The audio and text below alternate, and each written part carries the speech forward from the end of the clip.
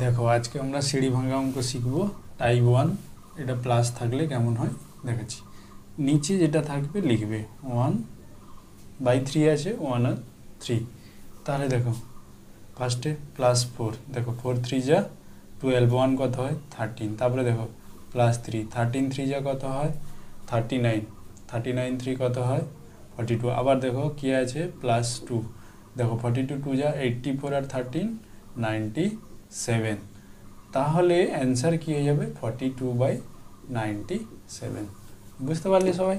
দেখো টাইপ 2 দেখো এটা মাইনাস থাকলে কেমন হয় দেখো, তাহলে সেই 1 আর 3 লিখবো।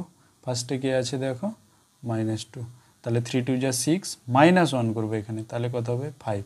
তারপরে কি আছে -3, দেখো 5 3 যা 15, -3 কত হয় তাহলে 12। আবার কি আছে -2, 12 2 যা 24, তাহলে -5 করব কত হবে 19। তাহলে অ্যান্সার কত হয়ে যাবে 12/19। বুঝতে পারলে?